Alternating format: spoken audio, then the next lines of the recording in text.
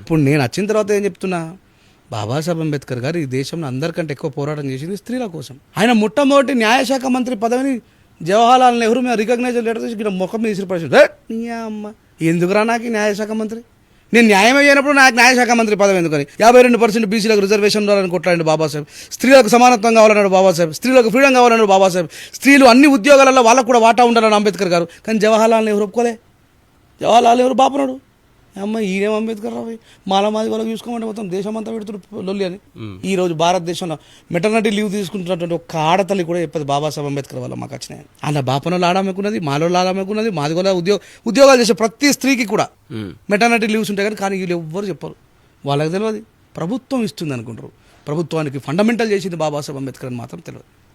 ఇట్లా అంబేద్కర్ గారి గురించి తెలుసుకున్నాను. మీరు అంటే మన సౌత్లో కొంచెం తక్కువ, కానీ నార్త్లోకి వెళ్తే బాపనలో కూడా బాబాసాహెబ్ అంబేద్కర్ గారి గురించి అద్భుతంగా మాట్లాడతారు. ఏం మనిషి ఆయన, నాకు అర్థం కాదు. ఆయన ఎక్కడైతే నువ్వు స్కూల్లో తట్టుబడి తీసుకొని కూర్చోవాలన్నాడో అసంటోడు యూనివర్సిటీకి దిక్కుపోయింది. అయ్యాల కొలంబియా విశ్వవిద్యాలయం, ప్రపంచంలోనే అత్యంత అద్భుతమైనటువంటి కొలంబియా విశ్వవిద్యాలయం ముఖద్వారం దగ్గర అంబేద్కర్ గారు బొమ్మ పెట్టిండ్రు. కానీ తన సొంత దేశం బాబాసాహెబ్ అంబేద్కర్ ఏడ కూర్చుని పెట్టింది? స్కూల్ బయట కూర్చుని పెట్టింది.